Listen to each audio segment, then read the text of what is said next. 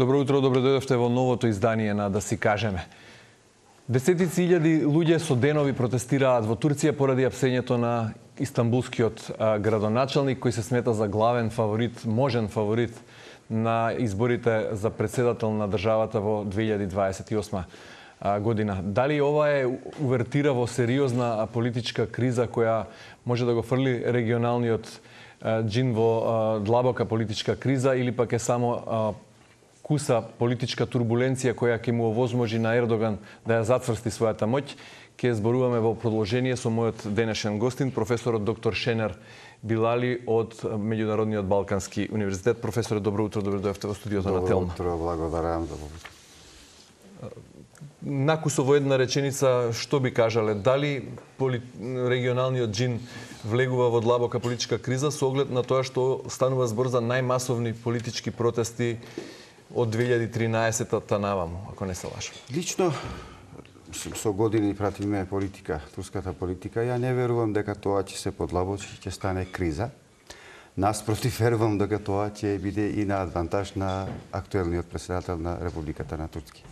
Меѓутоа, за само неколку дена, морам да ве дополнам, се уапсени, значи за 4 дена се уапсени повеќе од 1400 луѓе. Да. Има повредени повеќе од неколку стотици и полицајци и демонстранти.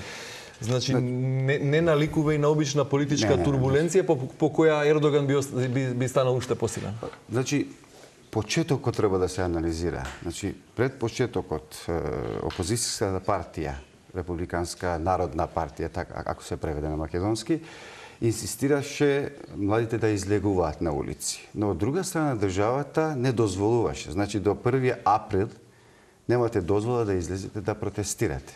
Значи, не гарантира државата. Полициските станици, да кажем, во сите градови, не гарантира државата излезот. Не дозволува. Законски не е дозволено да се излезе поради фактот може да се ескалира работата и да излезе од контрола. Затоа не се дозволува.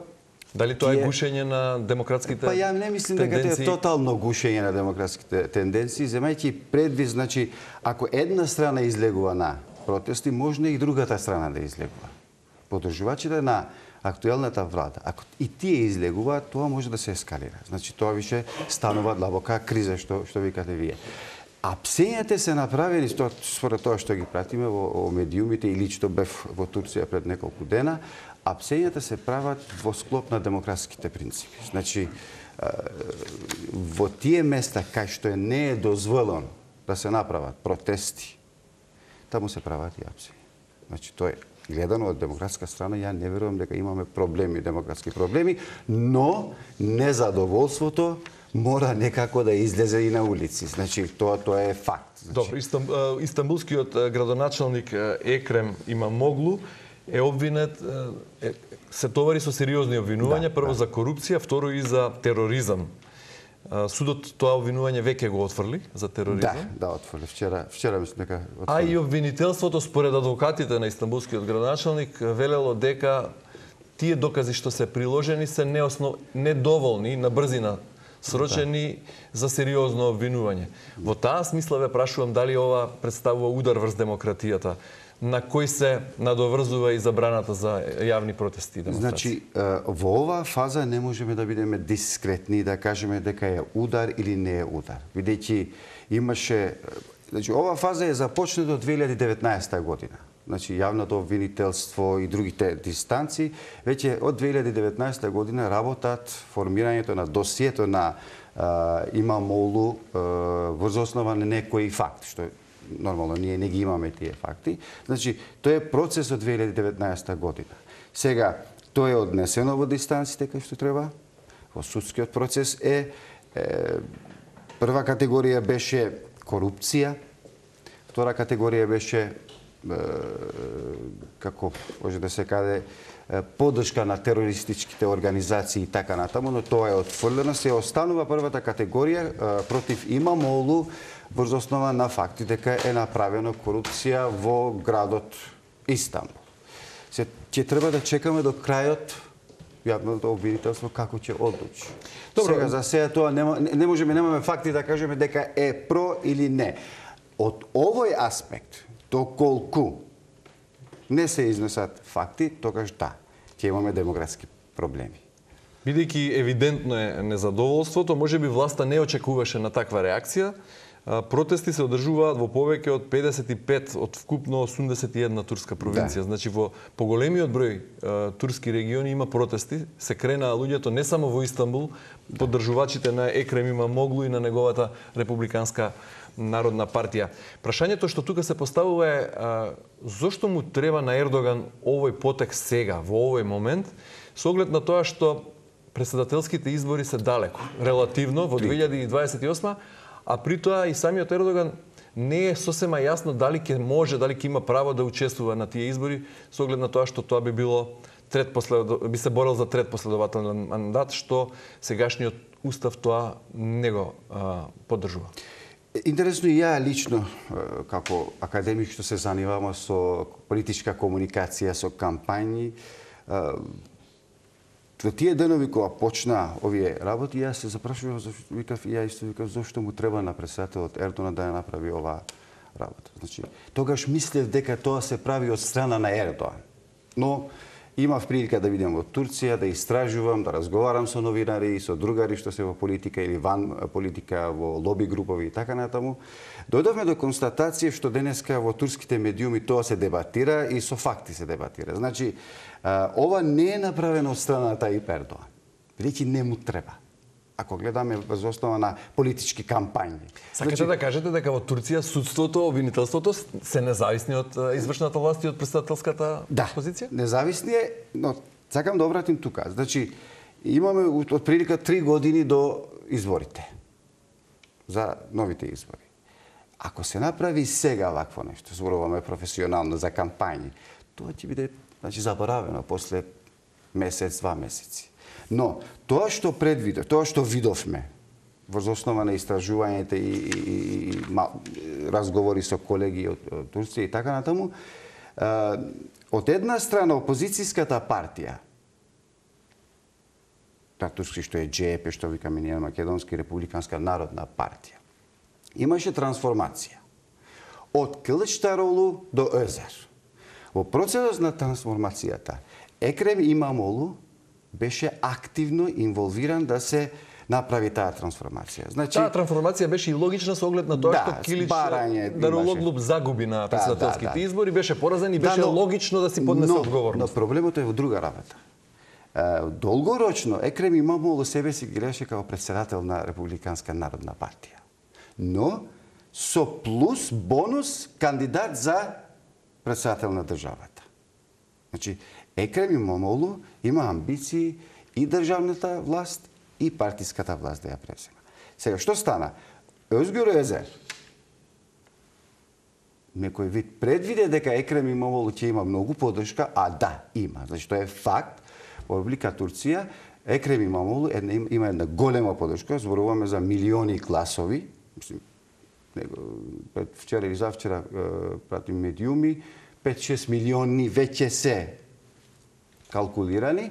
Значи, тоа фактот дојде што тој ден што Екрем Имамоглу беше приведен, претседателот на Републиканска народна... Беше кандидиран за претседател. Не, претседателот на Републиканска народна партија вика утре или во овие неколку дена ќе направиме нов конгрес. Значи, сака да исклучи можност на Екрем Имамоглу да биде вметнат и во политичка и во партија више. Значи, но веќе е номиниран за претседателски кандидат на опозицијата. Да.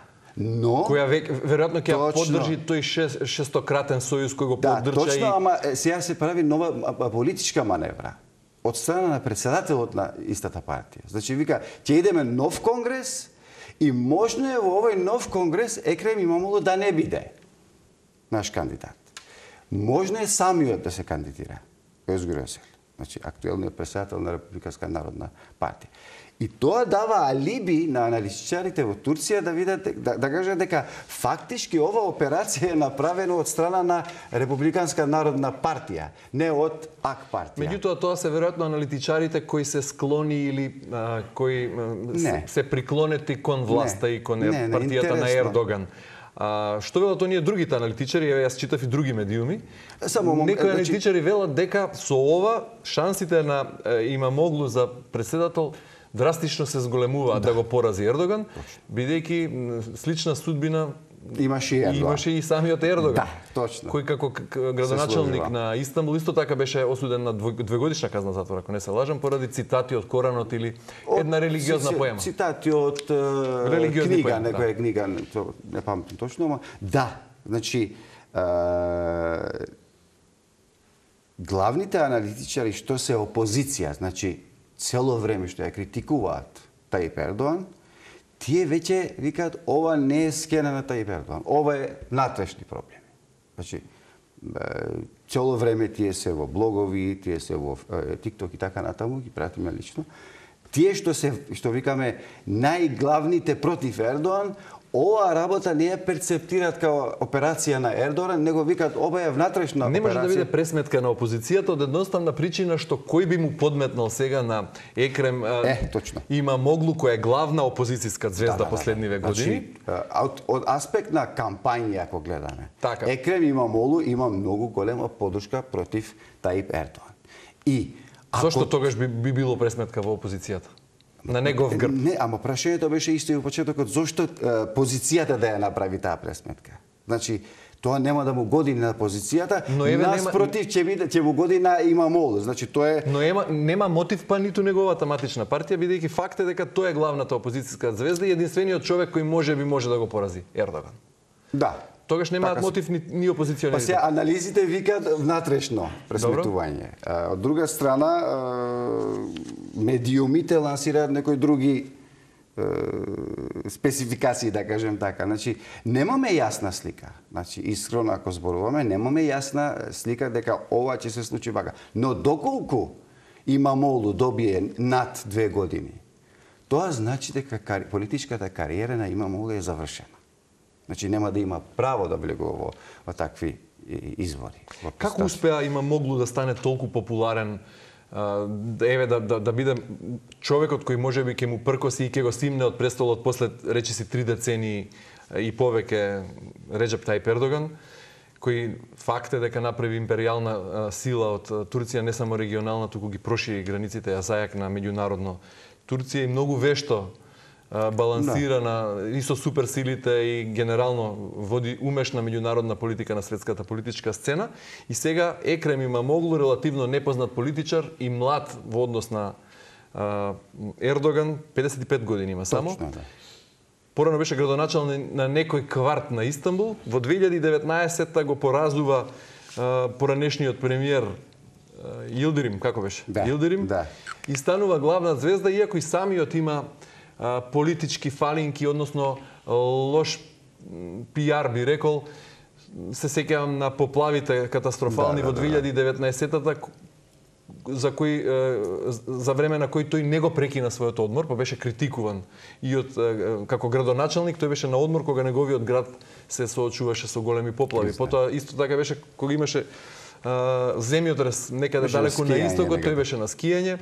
Така што малку зачудува и како во такво едно политичко милје, прво Екрем Имамоглу стана главна политичка звезда, а ако беше така и порано, зошто Републиканската народна партија на изборите во 2023 не го кандидираше него, туку го кандидираше релативно нехаризматичниот Килич Дароглу, кој ете и загубиот.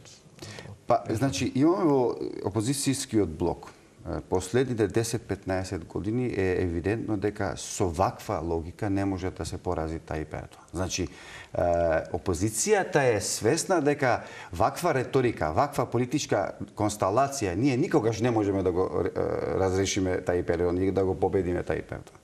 И инсистира на некои индивидуа тоа да се менува. Значи, прво беше Киличдароглу. Претходно беше Денис Бајкал, превзеде Киличдароглу, малку и сомливо беше и тоа како се настана, но не е битно, тоа е завршена работа. И Киличдароглу ја немаше таа харизма, што може, мислим, би победил. Ја немаше харизмата да ја победи Тајип Ердоган и опозицијската партија, Републиканска народна партија, бараше лидершип. Се бараше својата лидерска позиција. Во моментот кога поради кризните проблеми на АК партија е изгубено Истанбул, значи имаше длабоки проблеми ак партии во номинација на кандидатури, незадоволство внатрешно во ак партија. Но беше кандидиран тешкаш, поранешен премиер. Да, беше тешкаш кандидиран, ама тие што живеат во Истанбул не преферираа. Значи, зборуваме за кандидат што беше бекграундот ми е Измир и другите градови, не Истанбул. Но не е битно. Опозицијата ја најде насоката да ја номинира Имамолу. Значи, ако ја гледаме, нека изборувавме, Имамолу не е, како да кажеме, 100% левичар. Има бекграунд што е десничар. Значи, конзервативска, либерална, десничар. Религијата не е, значи, тотално секулар лаик, што викаме. Поумерен десничар. Поумерен и тие што ја поддржува ак партија во тие периоди. И тие рекла, па доварај момчево, значи можеме да гласаме и него. И ја мислам дека изеде гласови од ак партија. Значи, многу време потрошивме на анализа на случувањата во опозицијата. Ајде малку да се занимаваме со владеачката партија на Ердоган. Дали мислите дека Ердоган ќе се бори за уште еден претседателски мандат и дали тоа ќе биде изведено преку промена на уставот, за што иницијатива е веќе поднесена од неговиот сопартиец и пријател, близок соработник Девлет Бахчели. Бахчели, да, коалицијска партија на неговата АКП, да. Или пак тука завршува во 2028 ќе заврши ерата на Ердоган, ќе си замине, ќе се повлече како така неформален султан како што го нарекуваат главните опозиционери. Вака, како прво, Ердоган е непредвидлив. Значи, кога зборуваме за лидерот или концептот лидер Реджеп Тајип Ердоган не е предвидив. Не може да се предвидува. Значи, од тоа што, почнувајќи од 98-99 година, ја лично пратим политиката на Тајип Ердоган, ја мислам дека ќе се кандидира. Ќе продолжи. Тоа ќе биде изведено преку промена на уставот или преку толкување дека ова е прв негов мандат согласно новиот устав? Ја мислим дека нема да остави на толкување. Значи, нема да остави на толкување. Значи, ќе се оди на референдум за промена на уставот? Да, ќе се иде за референдум, промена на уставот и според уставот да се ангажира као уште еден мандат. Бидејќи знаете. Човекот има 71 година. Да. Но вели, јас сум човек за долги патеки. Да, тоа е негово мото. Тоа е мото, да. Сегаш користи тоа мото. Но си вели ако може Бајден, ако можат Бајден и Трамп, можам и јас. Ја мислам дека во моментот, последен момент може Тајип Ердоган да направи и маневра, што викаме ние, и да номинира друг кандидат, што денеска е како еден од Кој би бил можен неговиот наследник? Еден од најпопуларните е Хакан Фидан. Значи вчера имаше, знаете, беше во Америка, имаше состанок со американската секретар за надворешни работи. Значи во Турција очекувањата се Хакан Фидан да ја превземе престолот од Тајип Ердоган. Значи, можно е во последен момент да се направи таква трансформација. Значи, тоа може би е 10%, ама постои таква можност. Бидејќи е непредвидив претседателот на Турција, тоа можно и да се направи. Ако сепак дојде и до смена, значи не победи ниту Ердоган, ниту туку на вистина Екрем Имамоглу како главна политичка звезда на опозицијата, успее да го порази Ердоган и неговата партија по 3 децени, да се случи голема политичка промена, да дојде условно кажано полибералната партија на власт, односно Републиканската народна партија, левичари се. Да, традиционално основано од Ататурк, да. Така. 1923-та. Од таму почнува. Кога е укинат и калифатот, така некако. Тие се левичари. Каква промена во однос на меѓународната политика по овие 3 децени јакнење на Турција не само како регионална сила може да се очекуваат и што би значило тоа во поширок контекст? Дали империализмот, така наречен, на Турција ќе продолжи да расте и да се развива како империјална сила Турција или нешто ќе се смени? Не верувам дека ќе може да се смени нешто. Да, опозицијската риторика цело време до пред година-две години беше да се менува системот, овој новиот систем, турски претседателски систем, така се дефинира. Не е класичен, не е земен од Америка тотално, но земајќи предвид економските динамики, регионалните динамики. Значи, мора да прифатиме Турција живее сосед со Сурија и другите држави, што се цело време конфликтни зони. Има војна на север, има војна значи, на југ. Значи, не можеш, според класичниот систем, парламентарен, коалицијски систем, да раководиш таква држава во такви региони. Значи, во најбитните кризни ситуации, ако еден од партнерите вика давам оставка и да кажем или оставам влада, тоа значи враќање 10 години назад. Ја не верувам, земајќи го предвид, ако се случува Имамолу да ја добие таа власт, ја мислам дека Имамолу ќе ја предсврсти таа власт, значи председателски систем. Нема да иде на претходниот републикански систем. Ја верувам дека и Републиканска народна партија и Имамолу, доколку Имамолу има може да ја добие и партијата. Но доколку Имамолу останува само председател на државата, а политичката партија се раководи од некој друг, тоа ќе биде малку и проблематично. Бидејќи турците самите велат дека оној што владее со Истанбул владее со Турција, поради тоа што 15 милионски град, најголемиот процент од трговијата, од бизнисот се случува таму. Центарот. Можно ли е да се случи и да не помине тоа така лесно 2-годишна казна затвор за истанбулскиот градоначелник, туку да се случи една поголема револуција и незадоволство, да експлодира незадоволството на народот, ако продолжи оваа тенденција на затворање, на казни, да биде осуден Имамоглу, на репресија генерално на државниот апарат? Тука не можеме да одредиме 100% дека ќе застане, но според тие протести гледаме дека голем број се млади, што веќе се можно е да се 2005-2006 генерација, родени од таа генерација, и тие не ја разбираат тај период. Значи, новите генерации можно е да има такви перцепции кон актуелната влада. Ја не верувам дека тоа ќе ескалира и ќе продолжи. Верувам дека во моментот кога ќе се одлучи судбината на Имамолу, дали ќе биде во затвор 2 години или нема да биде во затвор, не знаеме се уште што ќе се случува, се иде според фактите што ги имат. Ако се одлучи да биде 2 години, минимум 2 години во затвор, мислам дека уште малку можно е протестите да продолжат и тоа да се полека да се стабилизира. Земејќи го предвид и карактерот на Имамолу, умерен човек е, не е екстремен човек, можно и самиот да бара, значи да се стиша да се стиша, тоа можно е и во и покрај ако цената за тоа што треба да ја плати биде неговата политичка кариера. Да. Така ја верувам. Значи има искрен дел на човекот во политиката. Ја верувам дека и можно тоа да се случи. Од друга страна, што го прави Ердоган демократ меѓу автократите? Либералниот свет генерално смета дека автократски раководи со Турција. Ама тоа значи меѓутоа го сметаат па за поголем демократ од некои други автократи. Која е тајната? Интересно е тоа. Анализираме, земаме фактори. Значи, Нетањаху, Мергел, Путин и така натаму, Обама. Значи, и тие имаат над 20 години владеат. Владеат врз основа на уставните принципи. Па и во Турција. Председателот е избран. Значи, интересно е што Тајип Ердоган е првиот председател избран од страна на народот. Предходните беа избрани од страна на парламентот.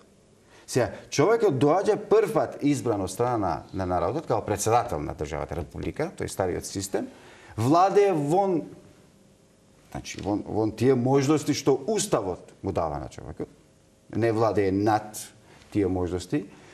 Мислим, ја не гледам кај е разликата помеѓу тие да се демократи, овој не е демократ. Па опозиционерите таму велат дека Ердоган е султан, само што од време на време ја потврдува власта на избори. Ангела Меркел владееше 20 години и сите германци викаат, сега споредба со Шолц викаат, каму среќа да се врати Ангела Меркел. Бенјамин Нетањаху владее, ако се налажем, над 20 години. Путин не знае. Со прекини. Да, ама владее. Човекот владее, значи ја не гледам разлика сега ако имаме демократски принцип. Добро, како функционираат медиумите во Турција? Често патувате, велите тамо, ние слушаме дека има и опозициски медиуми во Турција, меѓутоа во какви услови работат? Не, добри медиуми има и силни медиуми што имаат импакт врз населението. Тоа што е излезено денеска во протести, тоа е како некој вид резултат на тие медиуми. Значи, тоа се гледа дека според тоа што се кажува притиснати се медиумите, не. Во Турција, кога живеете во Турција, гледате дека и опозицијата има силна медиумска поддршка. Значи, некогаш посилни од позицијската медиумска група. Значи, тие и традиционални медиуми има што се со опозиција.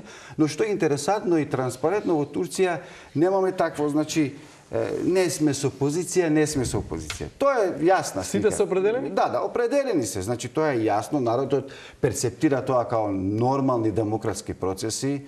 Не се перцептира како овие дали се со власта или не се. Не. Имаш силна опозицијска медиумска група што 24/7 часа работат како опозиција, имаш и позицијска медиумски групи што и тие исто така 24/7 работат. И за крај само, дали ќе очекувате да јакне и она тенденција на напуштање на секуларноста и се поголем конзервативизам и доближување до религијата, без разлика дали ќе продолжи да влада Ердоган или ќе нешто ќе се смени на политичката сцена? Значи, до каде би одел тој процес? Ја мислим дека ова е кулминација. Кај би можел да иде. Значи, во ниеден сегмент, во ниеден момент. Знаете, многу е интересантно турската логика на менаџирање. Значи, тие не се секој се меша со некој иранска, саудиарабиска логика. Турците не мислат исто така. Значи, од една страна се секуларисти, ама од друга страна се либерали. Значи, има ниво на перцепција, има ниво на перцептирање дека државните работи и секуларизмот и религијата не се, значи, не мора да бидат секојаш да пасираат или да се одвојуваат. Ја не верувам, ја мислам дека ова е кулминација, кај би можел да иде секуларизмот, а ја мислам дека ова ќе остане во оваа ниво. Значи, земајќи предвид технологија и така натаму, тоа евидентно дека нема да има некоја радикална исламска држава, некои радикални исламски закони, тие истерии што има од Запад. Не. Ако сакаше, можеше тоа да направи во склоп на овие на 20 години. Професоре Билали, ви благодарам многу за гостувањето во Витринската на Телмо.